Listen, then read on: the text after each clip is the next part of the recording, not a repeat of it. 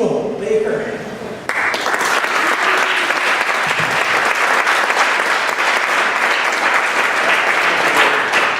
He said directly, I started my timer. It's only a couple minutes so today, but that is correct.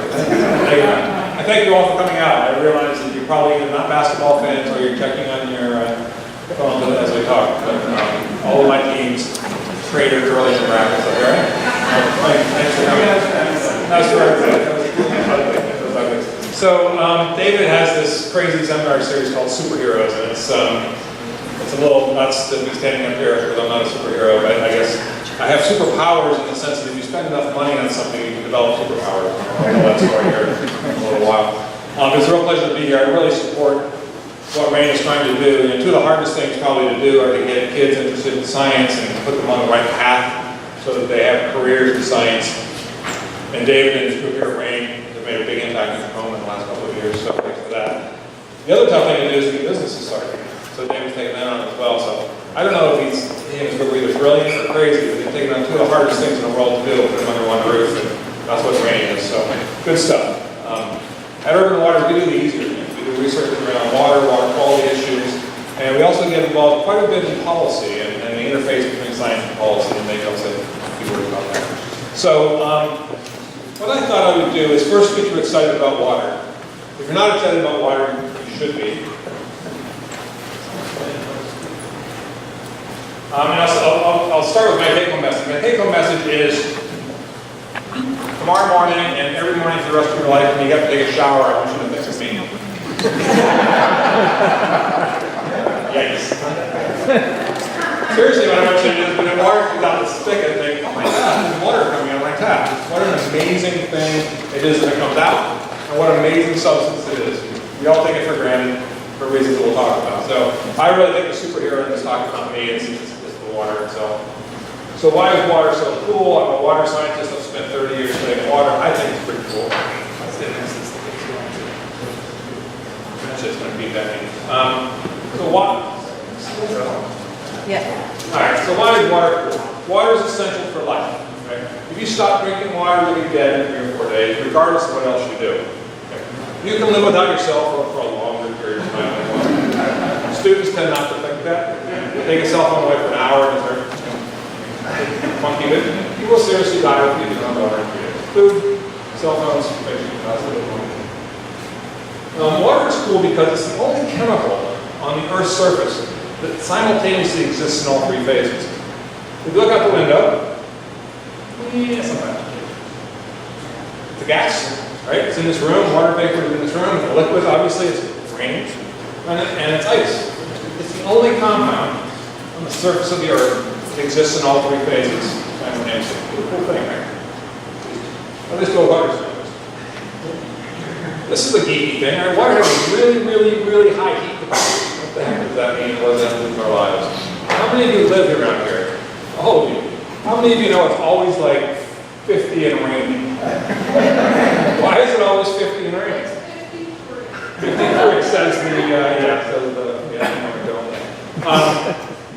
why is it always the same temperature around here? Because the friggin' Pacific Ocean is right next to us and it's the same temperature. Right? It's this huge thermal sink. Right? So water plays this role on the Earth's surface of moderating our temperatures. Have you ever been camping in the high desert where there's really low humidity and it's hotter than blazes midday and then in the middle of the night it's freezing? That's because there's no water in the air. Right? There's no water in the soils to moderate that exchange of heat. Right? Other planets, super hot, super cold. Right? There's no water. So this high heat capacity of water makes it kind of crummy around here sometimes, but kind of stable, right? It's a lot better 50 in rain. It's a lot better than 140 during the day and minus 140 at night. So high heat capacity. You've probably heard this concept that life on Earth depends on water, and we tend to then think when we're looking for life on other planets that we'll be able to find the planets that have water. Right? If you have water, you have life. Now, a lot of sci-fi books are written around life and other things, but the whole idea of Goldilocks, the Earth is just exquisitely positioned in the sun, right? If we were any closer, all the water would evaporate off. And if we were any further away, all the water would freeze. So we're just in the right spot. One of the cool things about water is it expands and becomes less dense as it cools. And So if you take water, begin to put it in the refrigerator, and begin to cool it down, it increases in density, it becomes more dense. But when it gets to about 4 degrees, suddenly it starts getting less dense. And that's really cool because if that didn't happen, when you had a margarita, the ice would be on the bottom of the cup. Right? Ice floats. There is no other substance for which the solid phase is less dense than the liquid phase. Cool. Now, in addition to margaritas, again, we would not be living on Earth if that little tiny fact about the density of ice as it begins to freeze didn't exist, because lakes would freeze from the bottom. Right? The Arctic ice cap would be on the top, the Arctic ice cap would be on the bottom. Right? So much of life is developed underneath the ice sheets and underneath frozen ponds. In fact, ice floats is an incredibly important thing in the evolution history of the planet. Water is an incredibly powerful solvent. H2O, right? You don't know that H2O. So water is essentially an oxygen atom with two hydrogens attached to the hydrogen. There's a proton and an electron, right? And the proton is really pulled towards the oxygen. So think of water really as an oxygen atom with two electrons sticking out into space. So it's a really small pit. If you're going to try to get into something with an ice pick and break it up, you want the tip of that ice pick to be as sharp as possible. So water is the sharpest possible solvent molecule. It's the smallest thing you know. It can really get in and dissolve all kinds of things. Super good solvent. Water is fairly easy to disinfect. It's almost impossible to destroy water. It's really hard to destroy water in a house. Right? You can boil water, distill water, you can freeze water, thaw it out again, and still water, right? So we can disinfect it and we can store it pretty easily. That means we can have water, drinking water distribution systems, and we can limit the amount of pathogens in it.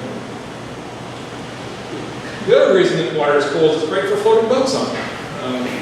Yeah, they probably wouldn't have been in the boat had we not had water. I don't think they'd have the boat. Hey, let's put it in water. Why is Tacoma here? Tacoma's here because the water's here, right? Civilization is built on water, all around the water. If you look at the migration of humans from human development in the Obi, it's walking out again. We're actually a dog walking out. So if you look at the evolution and the sort of humans as they came out of the Fertile Crescent, they followed the water. If you look over thousands of years, the development of human civilization into Europe and into Asia, it really just followed along the stream beds. It followed the fresh water for a really simple reason. You needed to be near water, right? 2 or 3 days out of water, and you're not going to make it. Right? So those who wandered off the other direction aren't recorded in history because they died. Right? These are the ones that made it. Even today, when we can pump water long distances, we can store water, we can transport water, we can move water long distances, half the world's population still lives within 3 kilometers of surface water. And part of that's historical, right? The old cities were built there. But even after we develop transportation and ways of moving water around, we still live near the world. And I have to believe part of that's psychological. Like we just, in our deep in our little brains, we don't want to get that far away from surface water. We really know that we need to do it. Very few people live less than 10 kilometers away from the surface water. Okay, so where does water come from? Around here, you probably know this story. I was students that, I think you grow up around and you think this is the way water works. In the Pacific Northwest, we're kind of born on third base and triple if you're a water manager. We have this tremendous way of getting water. Water basically comes out of the Pacific Ocean, it evaporates, and we get these polar, what do they call them now? These called pineapple expresses, now they're called, apparently the pineapples didn't like that, so they're called atmospheric rivers. Atmospheric rivers, yeah, the pineapples apparently split up. But you see these kind of maps all the time, right? Where you're getting this water pumped from the Pacific Ocean, and the first thing it hits when it hits land, so it hits the Cascade Mountain ranges, water rises, air rises, adiabatically cools, and drops all the rainwater. Conveniently for us, it drops up at higher elevations as snow. Right? So the water is clean because it's been distilled. Right? It's evaporated out of the ocean, it's into the air, it has a distillation process, it comes into the water, then it drops it into the mountains as snow, mostly, and then slowly the snow melts over time and it trickles down into your house. The heat charges you for the pleasure of putting it into your house. Right? But this is a pretty cool system. Not too many places in the world have the water system that's inherently built into the Pacific Northwest. So it's a huge asset to us. And we should always remember that.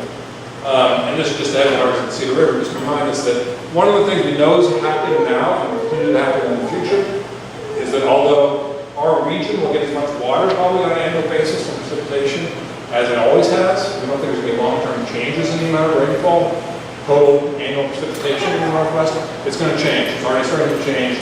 Less snow, more rain. That has impacts for us because remember the snow, we like snow, because snow falls in the mountain, it slowly melts and comes down. Rain, of course, runs right off. So we need to think about water storage. We have this innate water storage built in the snowpack. As that changes to rain or rainfall, we're going to need to think about storing water. Okay, who owns the water? A little intimidated on this slide. Jim Wall sitting in the front row. He knows more about this than anyone on the planet. But this is my simple version of this. This comes up periodically. This is our water. We can't take this water from us. Who actually owns the water? And I believe I have this right. The water law states in Washington State go back to English, where it says that the water that falls on the land is collectively owned by the public, not being owned by any one individual or group. The concept started from the water on the landscape law. However, individuals are just making them use them. So the utilities, it turns out, can't decide who gets the water. Utilities by law are required to furnish water and power to utilities to anyone who wants it, as long as they're engaged in the whole process. And there are penalties to do that. So the answer to who owns the water is sort of all of us, except it really is owned by legally it's owned by the government. So here's an interesting calculation. How much is water worth? Just what I've told you, it does all this stuff for us. Right? It moderates our climate, it provides drinking water, it provides waste disposal, all that. But how much is water worth to us? Well, one way to assess how much water is worth to us is by looking at how much we pay for it. So most of you I assume have utility bills. You have water that comes into your house, water and sewer bill, it comes in every month and you pay it. It's probably on an auto bill, right? It's automatically paid. You probably don't even think about it. I don't really think about it, except in class I don't really think about it. You think it's more or less than your cell phone bill? Less, substantially less than most cell phone bills. That's crazy. So water in Tacoma, we pay about, you probably know these numbers, these are different flavors of water. So if you're a domestic, for your house, you pay about a quarter of a penny per gallon for water. Right, so we walk over to that tap and turn it on, about 4 gallons to a penny. Pretty cheap stuff, right? Why would we ever save that? Why would we ever conserve that? Right? It's valued, it's so low that it's kind of ridiculous. So the fact that water is vastly undervalued really discourages conservation. Right? I mean, anything else we try to price, right? We try to moderate demand by pricing, and believe me, the last thing we're going to do is get up and change our habits at our house because of our water. There's a whole bunch of other things we can save money on. And that, in some ways, discourages innovation in the water sector, right? As we're thinking about developing better ways to treat water, process water, to store and transport water. And there's not a lot of margin in the water business currently. So really, it's a huge societal subsidy. And that's probably a good thing, right? We're guaranteeing cheap drinking water to a large number of people in our community. And that's as a reminder, almost half the world's population doesn't have that luxury, doesn't have access to clean water. So again, when you turn your tap on, it'll be back. One of the things that's interesting about this is the amount of money people will pay for bottled water. But I think it gives us some insight on what the willingness to pay is.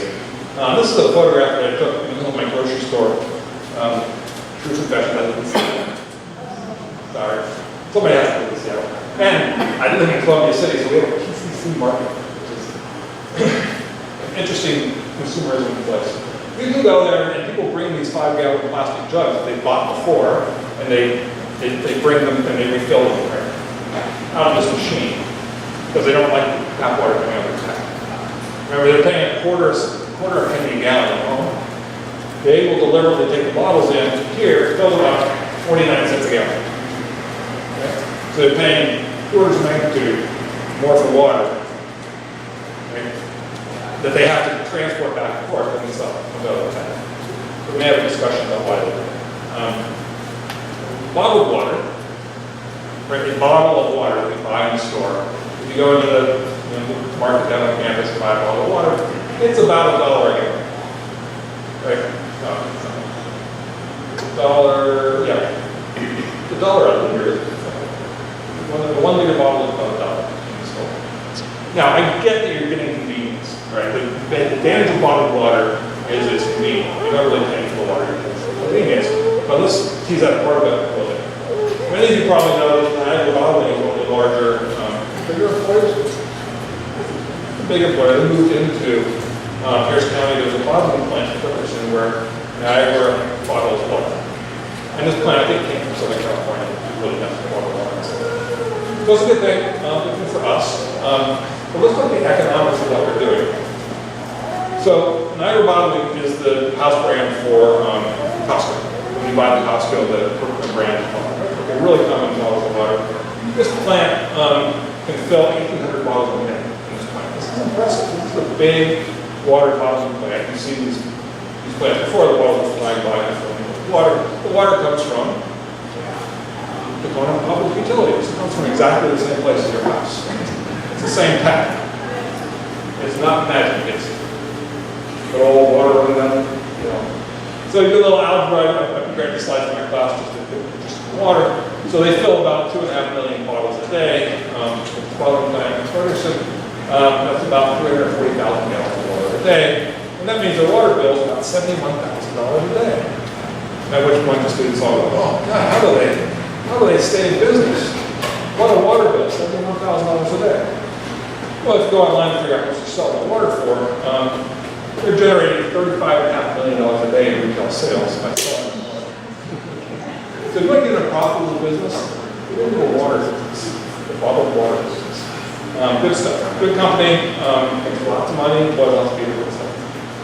And again, there's value to bottled water. There's certain circumstances. You're in a flood, you have a hurricane, you need to drop clean water in on people, bottled water is the way to go. If you're walking down the street and you have a drinking fountain and you use bottled water instead, not so much. So don't think water for free. Because it's really cool. Alright, I thought it would be useful, I don't know, useful, fun, whatever, to spend a little time talking about how I got here. Because I think that kind of the history of my journey to getting to the moment informs a little bit about my approach to water and the things we do at the Center for Water. So here's a photograph of me a few weeks ago. So that's one of the quotes. This was when I was in college. So I grew up in Ohio, and I lived in a town called Cuyahoga Falls, Ohio, which is kind of near Akron, which is kind of near Cleveland, which is kind of near. And we used to go, when I was a young kid, we used to go down and play at a park called Cuyahoga Falls Park. And the thing I remember about it was there was these white foamy suds that would come off. There was little cataractal falls of the Cuyahoga River that would come through our town. And there would be these big, windy days, these big things of white foam coming off this creek, the stream. And I thought that was the coolest thing in the world. I was like an 8-year-old boy. How great could that be? So we'd chase this stuff around there, thinking that's the way rivers work, right? And they make bubbles, way cool. Turns out it was phosphate detergents, right? This was in the 1960s. There was so much detergent in the water, it was foaming and causing problems. If you follow the Cuyahoga River a little bit further, to the north, it flows into Lake Erie, and the Cuyahoga River is somewhat famous for catching on fire. And it turns out it did catch on fire once or twice. It caught on fire fairly routinely in the 50s and 60s. There was so much oil floating on the surface of the Cuyahoga River, if somebody threw a cigarette in or spark off a welding operation, it would catch on fire. And the fire department would come out and they would literally take the water from below depth and spray it on the top and just kind of put the whole thing out. This really got a lot of people's attention. So I grew up in a period where the rivers were catching on fire and they were foaming. And that kind of influenced the way I think about the environment. For those of us who are of this age, there were a number of things that were happening in the 60s, 70s, and in the 80s that really solidified the approach to environmental protection in the United States and much of Europe as well. Certainly the Cuyahoga River fire didn't draw a straight line to the formation of the Environmental Protection Agency. when that picture was on the cover of Time magazine, it became a political issue that no one could walk away from. It just didn't even attempt no way to.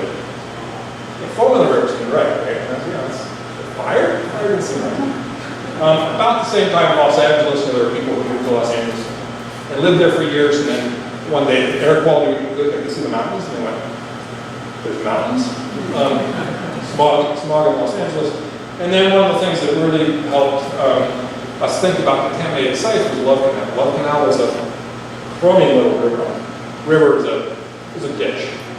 Love Canal ditch in Buffalo, New York, just outside of Buffalo, New York. That's where they're highly contaminated by arsenic and other pollutants.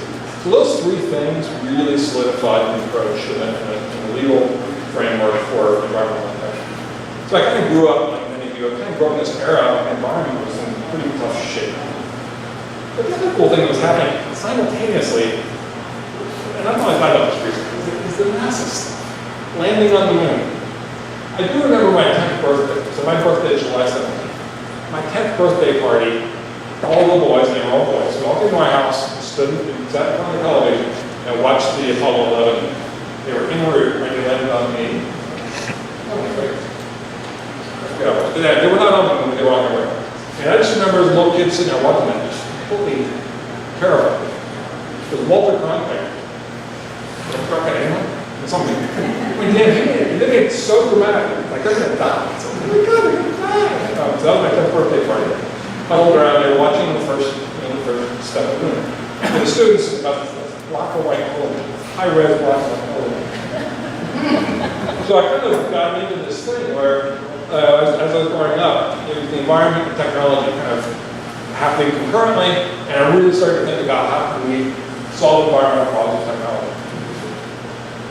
All right, so this is a trip down memory lane, I guess. One of the things that I was a terrible student. I mean, it was terrible in high school, terrible in college, it turned out.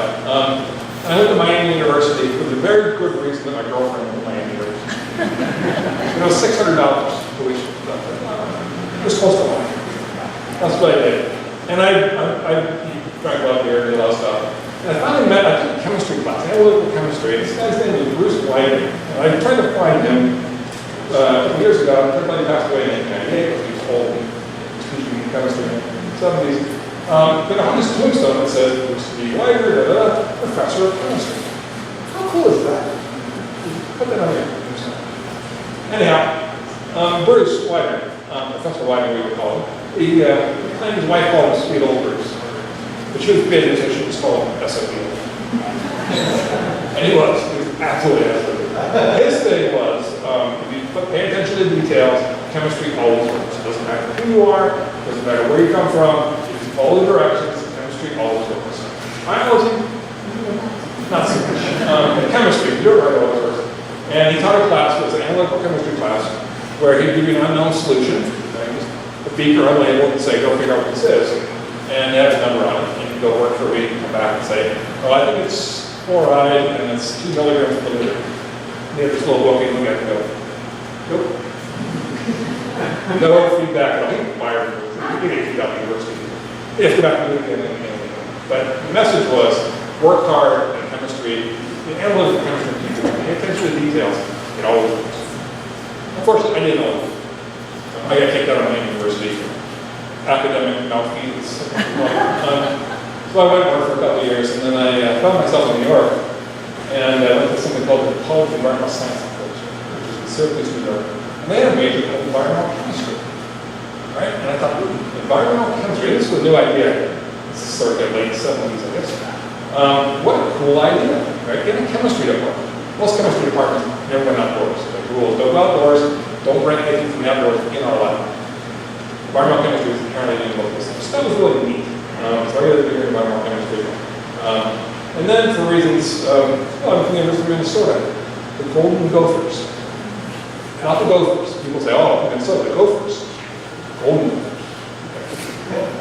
And one of my major professors, his name is Steve Eisenreich. He's the guy in the t-shirts. We're all standing in front of a submarine. We ended up doing a bunch of submersible dives in the Great Lakes and later off the coast of New York. So I've done probably 30 or 40 dives. This is John Stewart submersible. One of the few people who have seen the bottom of Lake Superior. all the way down 1,300 feet down. You can see the bottom of Lake Superior. Spoiler alert is there's nothing on the bottom of Lake Superior. We made it. Right? Come on. So I'm in the back. That's as close a shot I can get of me in the 80s because it was not a good time. What Steve taught me was to, environments are really complicated systems, complex systems, approach them like a chemical engineer would approach a refinery. Think of it that way and ask really good questions. Don't get hung up on the details. Steve loves to tell stories. He looks at data and tells stories. He looks at the big picture. He doesn't, what about that one data point over there? Just don't, worry about that stuff. Don't get hung up. And don't be afraid to jump in. So I just saw Steve last week. We got together for a reunion in Florida, so it was on my mind. We're going to talk together. Now, one of the more amazing things that happened to me, so I grew up in Ohio and went to school in New York and Minnesota, and there's a job posting for a environmental chemist at the University of Maryland at their estuary and fisheries research station. I didn't know what the word estuary meant. I went on an interview, and Chesapeake Bay, it's an estuary. Looks like a lake to me. Is it a lake? No, it's up there from the Midwest. Everything's good. So I spent 20 years. I don't know why they hired me. I got on the faculty there. I was 28 years old. They hired me on the faculty. A certain level of desperation somewhere along the line. But this is a beautiful place. This is about an hour south of Washington, D.C. That's the Chesapeake Bay you're looking at. There's an island that comes out. That's Sullivan's Island. And our research lab is right here. So I worked in that building right there for 20 years. Beautiful place to work. Raised two kids. Had a great time. But I really didn't know why they hired me. I still to this day. The cool thing about working there, they let me do whatever I want. Because they were all fisheries biologists. I was the weird chemist off in the corner. It's like, as long as you don't kill our fish, you can do whatever you want. But free reign, and I got to do a lot of fun things. Now, one of the things you do as an academic is, in order to get tenure, sometimes you have to get really deep into things. Right? So many of you have met me since I've come out here. I run a fairly broad research program. We do all kinds of things that kind of fly at a high level. I used to be in the weeds. I used to be really, really, really in the weeds. I published a paper called Using Extra-Thermodynamic Relationships to Model the Temperature Dependence of Henry's Law Constants of 290 BC. This is a 15-page paper, a whole bunch of equations, 3 years of PhD work, making laboratory measurements. It turned out we got into a huge academic argument over this paper. A group thought we were wrong, we thought we were right. We went back and forth in the literature for years about this really, really minor. So I can go in the weeds with the best of them. All right. And then I came out and I'm going to say more about that. So that's my background. I really think about technology and thinking about the environment. And if I had to think of a superpower I have, is that I'm pretty good at detecting ridiculously small amounts of chemicals in the environment. What do I mean by ridiculously small? A couple of comparisons. All right, so an elephant weighs, give or take 13,000 pounds. I think, because they're not to scale. I think about another answer. You Google what's the weight of a tick, and the answer comes back, well, it depends if it's eaten or not. Apparently, weight by that. Not familiar. What that means is that when a flea lands on an elephant, it increases the net weight of two things together by about 16 parts per billion. Okay, so the increase in the weight is 16 parts per billion. Hold that thought in your head for a second. Here's another example. So an Olympic-sized swimming pool. It has about 650,000 gallons of water, 20 meters deep right there, pretty deep. A drop is 0.05 mils, right? Students should know that 20 drops of water is 1 milliliter. You need a measure of milliliter. What that means is you put 2 drops of water, 2 drops of anything into an Olympic-sized swimming pool, you generate a concentration of 1 part per trillion. So those are really, really small and really, really low concentrations. We can measure far lower than those concentrations. These are measured concentrations we made at our lab at the Center for Urban Waters for a whole bunch of common chemicals, and I'll just kind of, I'm not going to show you a whole lot of data. Here's a data slide. So these are things you know about. This is caffeine, carbamazepine, atrazine is a herbicide, ibuprofen, right? Some of that later. Other types of antibiotics and things like that. This is the concentration we measure in wastewater in the Puget Sound region, and the blue line is the swimming pool example I gave you. Right, that's 2 drops of water in a Olympic-sized swimming pool. gives you that concentration. We can measure below that. The red line is the elephant, the thing on the elephant. So when we talk about measuring low concentrations, we can measure ridiculously low concentrations of stuff. And we do that because we have a really sophisticated analytical instrument. So how do we get this sophisticated analytical instrumentation? Let me take a trip back and then bring you back in, because I think it's useful to think about science really is driven by measurements. Right? Everything we do is sort of hinges on the ability to make observations. This guy, who I had the pleasure to meet as a graduate school, his name is James Lovell. He's an English gentleman scientist, and he was an atmospheric scientist. In the 1950s, he was interested in measuring sulfur and nitrogen compounds in the atmosphere. So he worried about, if he lived in England, and worried about burning coal, and they had SO2, and he knew about these sulfur nitrogen compounds. So he wanted to build a device to measure those compounds. And he built it, it's working really well, and the British every year, they have a boat, and they go to Antarctica. They go back and forth, the British Antarctic Survey, they go every year. And he said, well, I'll put this thing on the boat, but I want to know, as you get further away from Europe, the air should get cleaner and cleaner. So put the thing on the boat, leave England, the air gets cleaner and cleaner. So then suddenly it starts going negative. So the detector, instead of detecting something and giving a positive signal, it started giving him a negative signal, like less than zero. I mean, you can't measure something that's less than zero, so something was going on. And what he discovered was there are things in the atmosphere that work oppositely what he was studying. So what he was trying to measure was nitrogen and sulfur species. And he built this thing called electron capture detector. That's really what it looked like. He built it by hand. And the punchline here is he'd be tired not there long after because fuel pattern on the patent. It's sold millions and millions of these. There's one of these. Basically, the way electron capture works is it's got a radioactive source that emits electrons, a beta emitter, and it goes across a voltage gradient. And if there's a compound in the way that can absorb the electron, then the current goes down. If there's a compound in the way, when the electron hits the molecule, it gives off more electrons, so you get 2 or 3 electrons per electron coming off. You get a positive signal, right? So nitrogen and sulfur give off electrons. So these being positive signals, but there were things that were sucking up these electrons and the signal was going negative. Turns out that it's chlorine. Chlorine is containing compounds. He wasn't trying to do that. He was mad about it for a long time, trying to figure out how to fix this problem. And then finally he just switched switched the wires on the recorder and said, well, okay, this is detecting this now. One of the things he was able to detect is this card, organic chemistry. Anyone recognize this one? Let's go through it together. Dichloro. There's 2 chlorines on those aromatic rings. Diphenyl, there's 2 aromatic rings. Trichloroethane, so that thing on the top is ethane. It's got 2 chlorines. Recognize it now? This is DDT. I was saying dichloroethane. Oh, yeah. Right? This is DDT. So what he was detecting in the open ocean was DDT and PCBs and other chlorinated industrial chemicals hundreds of miles from shore, up in the atmosphere.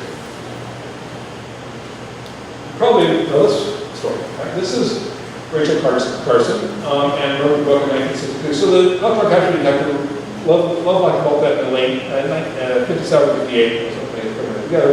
And just a few years later, because of the detection of DDT, Rachel Carson began to think about the biological birds, and finally had his link. We know DDT affects bird reproduction, and we're detecting DDT in the air off the agricultural fields. Right? That's the gist of the science. So it really started with this guy building this detector. And he really did retire. He sold that patent and he became a gentleman scientist. He had this little cottage in England and he puttered the rest of his life, making millions of dollars on his life. But I started a company story. Finally, that's James Lovell. So one of the interesting things about detectors that we use in our lab now is most of them were developed, or many of them were developed by NASA contractors for characterization of planets other than our own. This is the inside of the Viking lander. Viking lander, anyone? So the first mission to Mars, a soft landing on Mars, and a group at MIT built what's called the gas chromatograph mass spectrometer. And the challenge was not to build it. They had one at MIT that filled an entire lab, and it was huge. The challenge was building one to fly to Mars, right? So they built one that was 14 pounds. And I won't go through the detail of it. Basically what this does is it sucks the air in. They want to know what the composition of the atmosphere was on Mars. So it pulls the air in, separates the constituents, and uses something called a mass spectrometer to determine what the chemical composition is. So we know the chemical composition of planets because we land these things on, for example, the air, and then more recently the soil. So one of the ironies of this is the instrumentation we use to characterize chemicals in the environment. The first one that made an environmental measurement made it on Mars. So we'll start with the hard thing and back off from there. The other thing that is happening, this is an obvious point, but I was stunned by the magnitude of it. I walked into the Living Computers Laboratory, Living Computer Museum in Seattle. It's one of Paul Allen's things. He's got all the old computers. It's a great place to, if you're in the computers, it's a great place to go. So when I was in graduate school at the University of Minnesota, they got a Cray 1 supercomputer. And this was the first one. Seymour Cray was from Minnesota, he built these things. This is the first one. And it was the colors of Minnesota, right? Golden gophers. Right? Was the color of the computer, they wanted to food. So I walked into, several months ago, I walked into the Allen Museum in Seattle, and there is the University of Minnesota Cray supercomputer. That's cool. Because when I was in graduate school, we got to see it, not to use it. We were not allowed to use it. It was behind glass plates, and there was like 2 people in there that were allowed to use it because it was a supercomputer. So this thing had an 80 megahertz processor, 8 megs of RAM. Calculate 0.16 giga floating point operation per second. That's how fast it does the math. And it costs $6.5 million. So at Urban Waters, we have a computer. It's a pretty nice computer, it turns out. We use it for crunching mass spectrometry data. And we just got a purchase order. All I do is Urban Waters is push paper around and spend money. They came to us and said, we need more RAM. We always need more RAM. That's the standard thing. How much more do you need? We would buy 256 gigabytes of RAM. So our computer that we use for processing data down the street here is a 3,000 megahertz processor, 256 gigabytes of memory, 300, right? So 300 versus 1.6 processing speed, and it costs $7. You all know this, right? Computers are cost. I'm just stunned by the extent to which this is actually happening. So we have great tools available. There's much of the increase in analytical capabilities has come from increased computing power. We now have the electronics for passing up people the physics of the analytical system. I forbid, although it doesn't work, I forbid the students from checking their email about checking their email. So the punchline of all that is, in science writ large, whoever has the best analytical tools generally does the best science. And I didn't just make that up, that's been true for a long time. If you have a telescope that looks something like this, that's what you think the solar system looks like. If you have a telescope that looks something like this, then this is what you think the galaxy is. So we as environmental scientists really are hanging out, waiting for people to develop new techniques, and then jumping on them. That's been our game for a long time. Okay. About the first minutes? 15 minutes? Got it. I'll do this. It'll go faster. All right, one quick application, and I'll try to sort of on the way. One of the reasons so what can you do? You can measure super low concentrations. Who cares? What are you going to do with that? One of the things we do a lot of is using chemicals as tracers of processes. I'll give you an example. But to set it up, we didn't get this idea ourselves. One of the great global environmental science tracer studies of our civilization was atmospheric nuclear weapons testing. Right? So there was a time in the 70s, mostly in the 50s going into the early 70s, where us, the US and a number of other countries lit off nuclear weapons in the atmosphere to make sure they were working, I guess, I don't know. And not only did it make a big boom, but it produced all kinds of really funky radionuclides that then got dispersed around the world. So environmental scientists have spent basically their careers tracking those radionuclides. So here's an example on the right. That's a sediment form, so out of a lake in Switzerland, I think. Yeah, so you dig down into 7 different layers of the mud, and that peak is the peak of cesium-137, which was produced by the atmospheric weapons testing. So you can see it's buried in the mud, but that was the mud that was laid down the year they they were testing those weapons. So it's a tracer study where we're releasing chemicals. And we use that to ask questions about sources. So you can imagine that if I wanted to do a tracer study in Tacoma, and I went to Tacoma, to the Department of Ecology at the state level, and said, how would I release a bunch of chemical out in the environment that I don't see where it's going to go? I'll probably get a little Catherine give me right now, which is, well, she would be nice. You're not in charge of that part of it. They would say, yeah, I don't think so. This is why I got a permit. So it turns out we do these studies all the time, right? We're releasing chemicals in the environment all the time throughout our daily activities. So we take advantage of those experiences. Well, one I kind of joke both kids through school on was class of chemicals called pollutants, biphenyls, PCBs. You've heard of that. The important thing about PCBs is that they're persistent and they were a mixture. They basically took biphenyl and chlorinated it for a while, and then they would stop and they'd sell the stuff. It was a complicated mixture of all these. So each of those red bars is a different chemical. And you buy this oil, aerosol oil, and be a mixture of compounds. And the cool thing for us as environmental chemists is that those chemicals, each chemical has its own property, its own solubility in water, its own vapor pressure, its own partitioning behavior. So you would expect that pattern would weather in the environment. Right? The more volatile stuff would end up in the air, the less volatile stuff would end up in the mud, et cetera, et cetera. So we can trace things that way by using fingerprints. Another example, some of you have seen this, but caffeine is a tremendously good tracer of us. We use so much caffeine. I use so much caffeine. Moby. I don't know who's like caffeine. But most of the caffeine you drink comes out the other end, goes into the sewage treatment plant. Some of it's metabolized, it comes out the other end.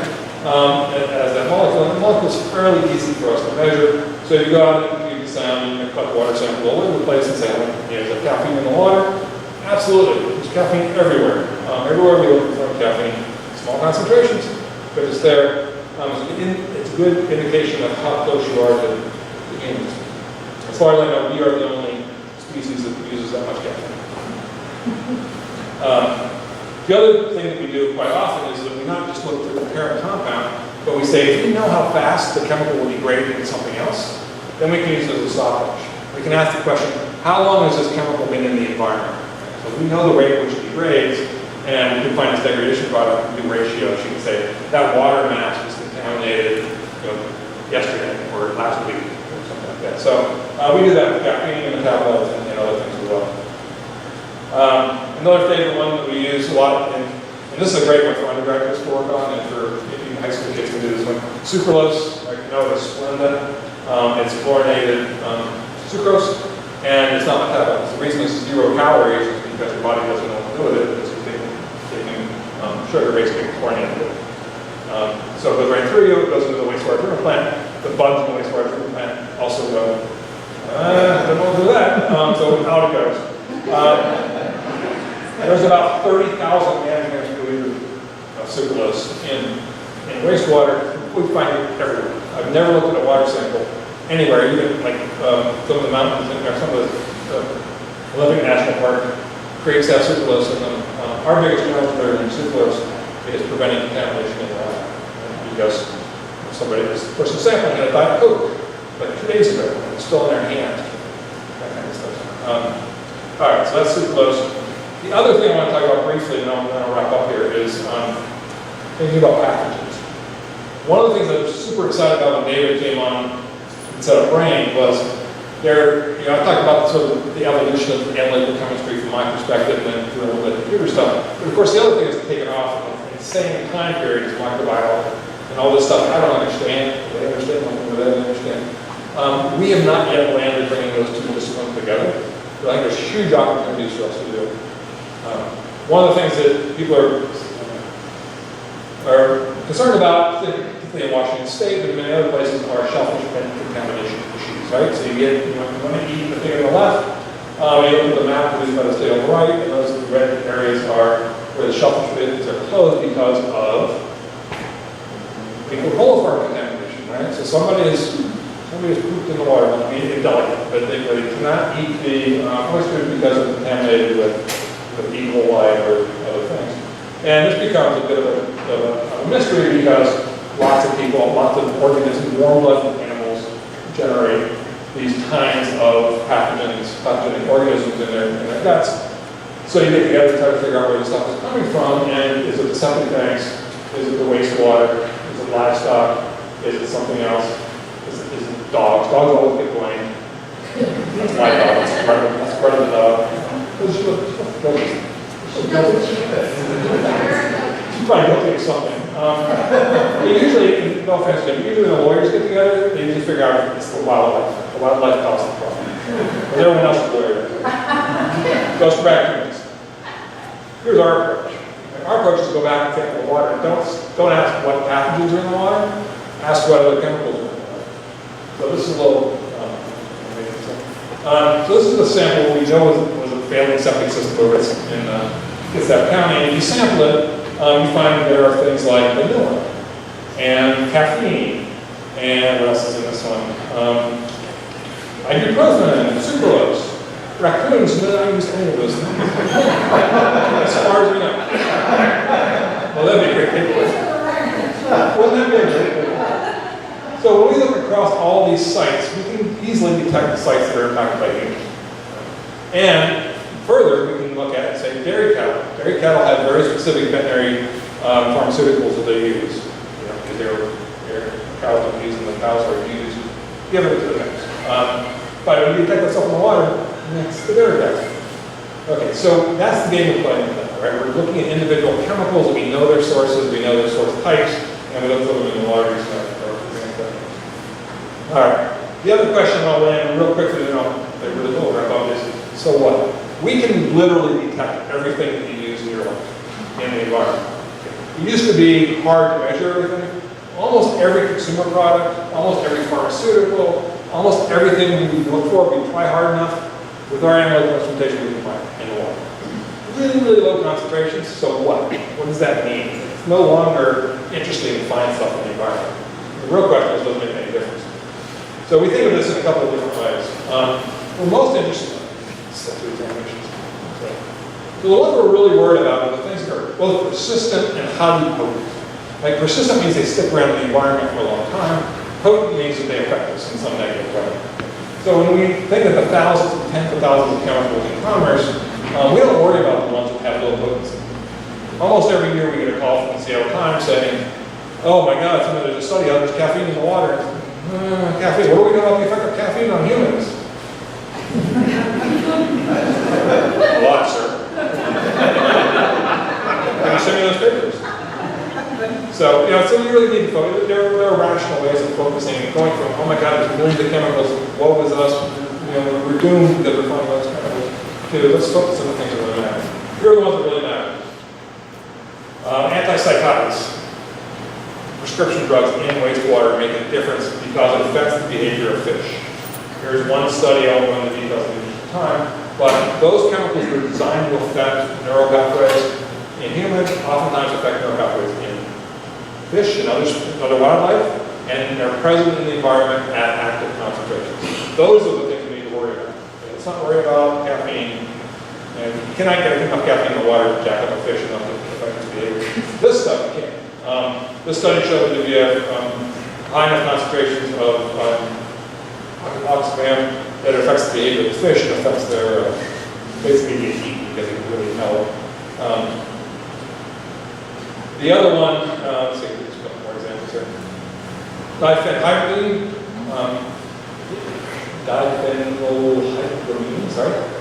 this is cough syrup, right? This is the stuff that you get when you have allergies. It also affects fish at the concentration we're seeing in the environment. So again, you take it for very good reasons. It has a therapeutic effect. You excrete it, it gets out of the environment, and it hits the fish. Prozac. We find Prozac in treated wastewater.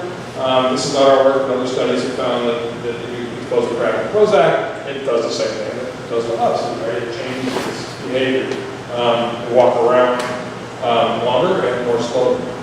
So they're just kind of zonked out, they're on Prozac. That's bad if you are not the biggest animal in the jungle, because we so that's Prozac. We're always on the lookout for new drugs. Let me skip this part. Other than to say, it's an example of this trade publication from the American Chemical Society. Every year they put out like a new drug, drug of the year, new development, and I'm all in favor of developing new drugs. Don't get me wrong. But what my group does is they read that and go, huh, They take our instrument, they go to Lake Washington and grab water samples, and within less than a year of it going on market, we can find it in Lake Washington. So that gives you a sense of how fast this stuff moves through the environment. That's that. Let me skip this. This is complicated. Other than to say, okay, so the tracer game is changed fundamentally in one important way. For the last, up until a few years ago, we did this one chemical at a time. So we would look for caffeine. We would trace caffeine around. And then we're going to look for a veterinary chemical. We're going to follow it around. Now we're using something called non-target mass spectrometry, which looks for thousands of chemicals simultaneously. And without getting into details, what that allows us to do is to create fingerprints of different water masses and fingerprints of different pollution sources. So it helps us track back what's causing the toxicity in water. This is work that my colleague Ed Loje, his group are doing it, or more, I should say. You may have heard of pre-spawn mortality problem with coho salmon in the Pacific Northwest. The short version is these rabid females come in, female cohos come into these streams in the urban areas, it rains, the runoff hits the adult fish, and they go belly up. It is super hard to kill adult fish. It's really hard to kill a big fish like that. So it's pretty alarming. Noah's known about this for a long time. He's around the species list. So they've been trying to figure out what's causing it. What Ed's group has been able to do, using the environmental forensics available in those urban waters, is to tease that out. And our leading candidate right now, we haven't completely nailed this down.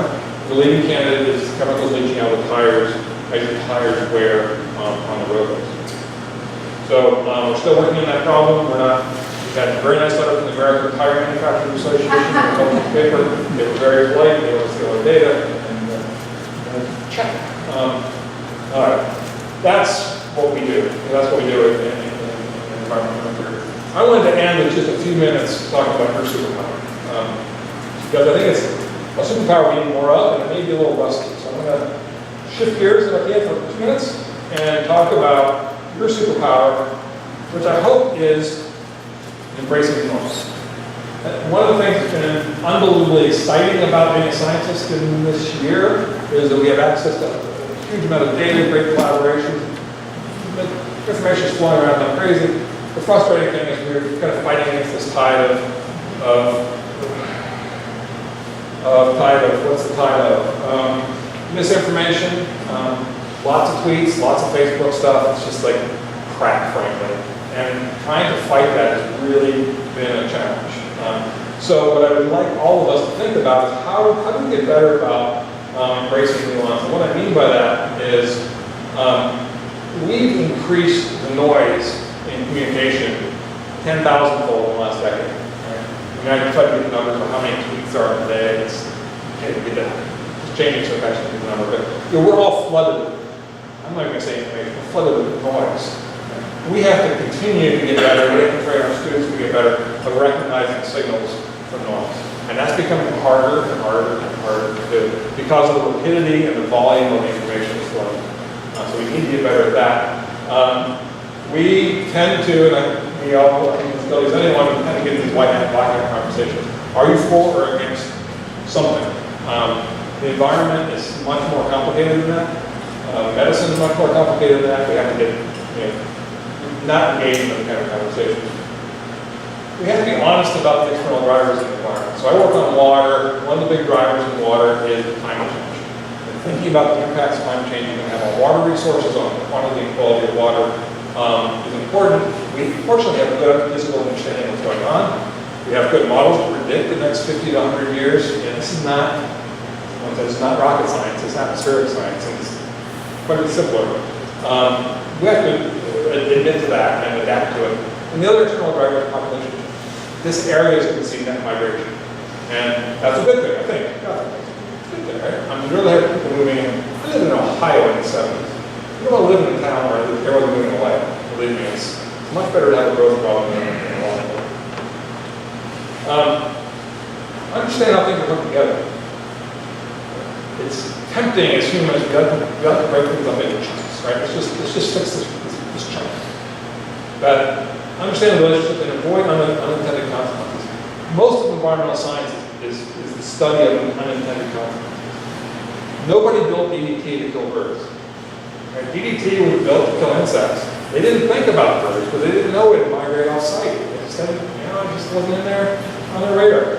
Lots and lots of them didn't know.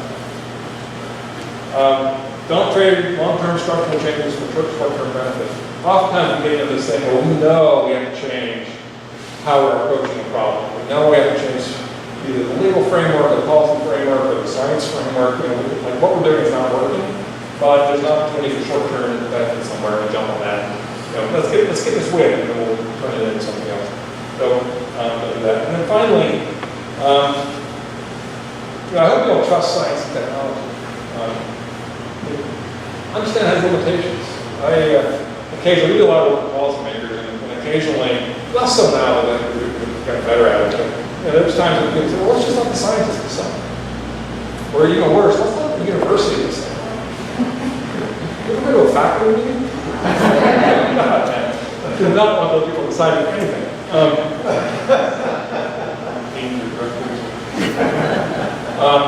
So, science technology is the base. That's the form of decision. Almost all of the decisions that are hard are policy decisions. And they're policy decisions because they're about values and they're about competing interests. And let's get the science straightened out. And let's understand what technology can do for us. But don't expect science and technology to answer the question. All right, I run a little long. Let me wrap up with a picture, which I think, I didn't really think a lot about the moon landing for most of my life, but in the last several years, I'm kind of come back thinking about how influential it was. In retrospect, I actually think I got inspired to be a scientist because of Tang and Walter Cronkite and Dixie Duck and it's done really good stuff. For those of you in Tacoma, I know some of you have heard me say this before, but one of the most frightening things, Walter Cronkite, we also had the thing on the second stage, right? So Saturn V would take off. There's this big, take off. And the first stage would get them up, however far. And then there was that thing where they would stop and they would separate. And there's like 10 seconds of, and then the second stage would take off. Okay?